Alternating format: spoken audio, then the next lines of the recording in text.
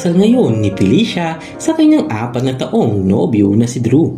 Masyado pang maaga at abala siya ngayon sa pag-aayos. Ayos na ho ba lahat? Tanong niya sa kanyang mga kasama. Tumango naman ang mga tao doon, kaya binalik na niya ang atensyon sa ginagawa sa kanya. Makalipas ang ilang oras na pag-aasikaso ay natapos din ito. Nauna na rin ang kanyang mga kapatid sa simbahan, kaya siya at ang ama na lamang ang natira sa kanilang bahay. Akmang aalis na rin sila noon nang bigla namang nagkaaberya ang kanilang sasakyan. Ayaw umandar ng sasakyan, anak, saad ng kanyang ama. Bakas din ang pag-aalala sa mukha nito. Bumagsak naman ang balikat ni Felicia at lumapit sa kanyang ama.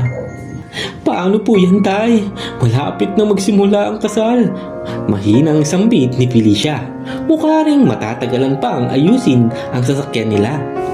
Paulit-ulit na nagpaikot-ikot si Felicia sa loob ng bahay nang bigla siyang may maalala. Dali-dali siyang nagtungo sa garahe at tinawag ang ama. Naroon naman at tumambad ang tricycle ng ama. Okay na to, bulong niya.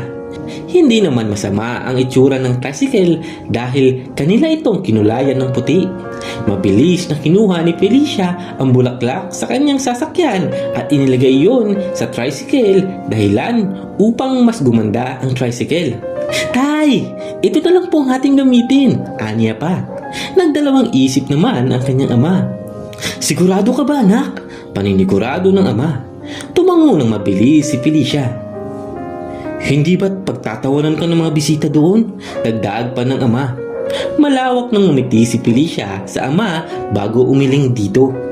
Nagmamadaling sumakay si Felicia sa tricycle habang suot ang kanyang mamahaling wedding gown patungo sa simbahan. Ito ang araw ng kasal niya, kung kaya't nakakaramdam din siya ng kaba. Ang kanyang ama ang nagmamaneho ngayon ng tricycle. Kahit kilala ang sasakyan na ito bilang isang pampublikong sasakyan, ay hindi naman maitatago nito ang pagiging elegante at class dahil sa kulang nitong puti at mga bulaklak na palamuti. Tila pakiramdam ngayon ni Felicia ay isa siyang ngayong prinsesa na nakasakay sa kanyang karuwahe. Ilang minutong biyahe din ang itinagal bago makapunta sa simbahan kung saan nag-aantay ang kanyang mga bisita at ang kanyang mapapangasawa. Takaw atensyon naman ang paghinto nila sa tapat ng pinto ng simbahan. Dahilan upang kanya-kanyang emosyon at sari-saring reaksyon ang natanggap niya sa mga bisita. Lalo na ang sari-saring bulungan at batikos ng mga ito sa kanya. May mga tao din doon na palihim na tumawa. Akala ko ba prinsesa? Bakit parang dukha? Tanong ng isa. Oo nga, mali ata ng kwento si Drew. Tugon ng isa. Milyonarya nga ba? Bakit hindi ata afford kahit taxi man lang? Dagdag pa ng isa. Iilan lamang yan sa mga bulungan ng bisita nila. Hindi na rin ito tinuunan pa ng pansin ni Felicia dahil abala na rin ito sa pagbaba sa tricycle. Habang ang ama naman nito ay inaalalayan siya at inaayos ang gown niya. May ilang bridesmaid na rin ang tumulong sa kanya sa pagbubuhat ng kanyang gown. Grabe, hindi ba siya nahiya? Rinig niya ang bulong ng kanilang kapitbahay na hindi man imbitado. Tingnan mo, feeling mayaman eh. Wala namang binatbat. Singit naman ng isa. Akala mo kung sinong mayaman eh, tricycle lang naman pala ang afford. Ganun pa man, ay taas noo pa rin naglakad papasok ng simbahan si Felicia. Naroon pa rin ang magandang ngiti sa labi nito at hindi man lang ito natinag ng mga pangit na salita mula sa iba.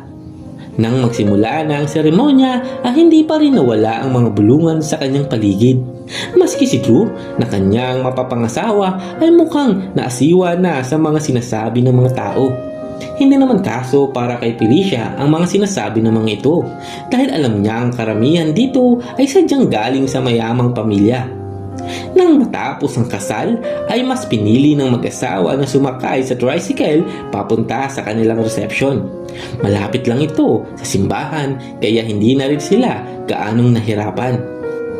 Wala pa rin namang gaanong tao sa lugar na yon kaya napagpasyahan na muna nilang magpalit sa mas komportableng damit. Bakit nga pala tricycle ang ginamit nyo kanina? Nagtatakang tanong ng kanyang asawang si Drew. Akala ko ba ay yung limousine ang inyong gagamitin? Dagdag pa nito. Ngumiti naman si Felicia at nagpaliwanag sa kanyang mister. Nagkaaberya kasi kanina, tsaka wala namang masama sa tricycle. At syempre, alam mo namang malaki ang natulong ng tricycle ni tatay sa buhay naming magkakapatid. Casual na dagdag niya. Tila napangiti na rin si Drew sa paliwanag nito at unti-unting lumambot ang kanyang ekspresyon. Alam kasi nito ang pinagdaanan ni Felicia noon, kaya mukhang mas naiintindihan niya ito ngayon. Makalipas ang ilang minutong pag-uusap nila ay nagpasya na muli ang dalawa na magpakita sa kanilang bisita. Ramdam pa rin ni Felicia ang tensyon at mga panghusgang tingin sa kanya ng mga tao. Ngunit katulad ay wala ito sa kanya. Magandang hapon po sa inyong lahat at maraming salamat po sa inyong pagdalo, panimula ni Felicia pagkatapos nitong maupo sa mahabang sofa na nasa stage. At marahil nagtataka kayo kung bakit tricycle lang ang ginamit ko, dagdag niya. Ang iba naman na kanina ay pinupukol siya ng mapanuyang tingin ay napayuko. May mga natigilan sa kanilang ginagawa at iba naman ay tuluyang tinikom ang mga bibig. Siyempre, nandun din ang mga bridesmaid niya, suportado sa kanya at mukhang proud pa ngayon sa kanya. Hindi po naman ho ako galing sa mayaman na pamilya. Isa lamang akong isang simpleng mamamayan noon, nakangiting sabi niya. Ngunit hindi ko po kinakahiya kung anuman ang meron lamang kami noon, aniya pa. Tila bumalik naman sa isip ni Felicia ang buhay nila noon. Masasabing isang kayod, isang tuka lamang sila. Naalala niya pa noong bata pa lamang siya ay yung tricycle lang ang bumubuhay sa kanilang pamilya. Tay, sama ako! Pagpupumilit niya sa kanyang ama. Naku, Felicia, anak, huwag ka nang sumama dahil papagalitan naman tayo ng mama mo. Di ba may pasok ka pa mamayang hapon? Saan ng kanyang ama? Napabungis-ngis lamang si Felicia. Maraming alaala si Felicia sa tricycle ng ama. Katulad na lamang na muntikan niyang maiharurot ito. Maupo ka lamang dyan, Felicia. Huwag kang pumindot ng kung ano-ano. Paalala ng kanyang ama, ngunit dahil bata pa siya noon at malawak ang kuryosidad sa maraming bagay ay pinihit nito ang manubela. Masyadong naging mabilis ang mga pangyayari. Mabuti na lamang ay mabilis namang nahawakan ng kanyang ama ang preno. Ang batang Felicia noon ay nakaramdam pa ng tuwa sa kanyang ginawa. Isa na rin siguro sa hindi niya makakalimutang alaala ay yung panahon na magtatapos siya sa kolehiyo. May kalayuan kasi ang paaralan niya noon at sumakto pa ang sunod-sunod na bayarin nila noon. Kaya tricycle na lang ang naghatid sa kanya kahit na malayo ang kanyang paaralan. Makailang ulit pa nga noong sumuko ang makina ng tricycle kung kaya naman ay napilitan din silang itulak iyon. Mabuti na lang ay nagawa niya pang umabot sa graduation niya nung araw na yon. Palihim namang napangiti si Felicia habang kinukwento ang mga bagay na yon sa kanilang bisita. Halos lahat ng mga iyon ay nakinig sa kanya at tila nag-iba na rin ang ihip ng hangin sa loob.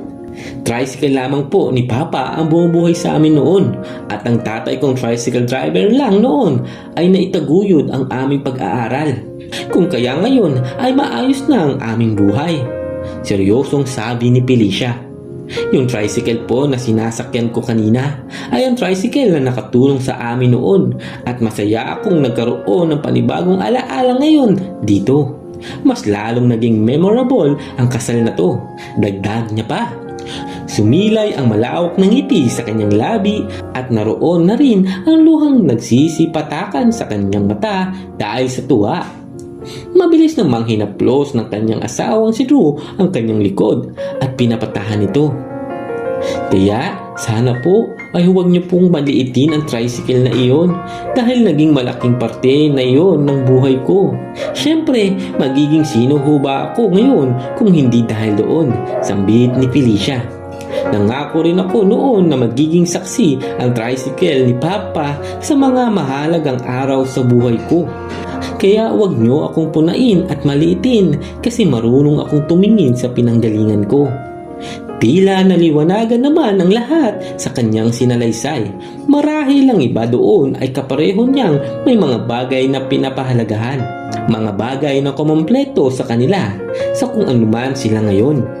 May mga pagkakataon na kailangan nating makilala muli ang sarili, kaya dapat nating laging tandaan, matuto tayong lumingon sa ating pinanggalingan. Dahil ito ang palatandaan na matatag tayo. Dito natin may kumpara ang layo ng ating narating. Isa pa, matuto tayong pahalagahan ang mga bagay na meron tayo noon. Dahil ang mga bagay na ito ang magpapaalala ng magagandang bagay na ating napagdaanan, mahirap man o magaan. Maraming salamat mga kakwentuhan. Huwag sanang kalimutang mag-subscribe at pindutin ang notification bell para sa mga susunod na ating kwentuhan.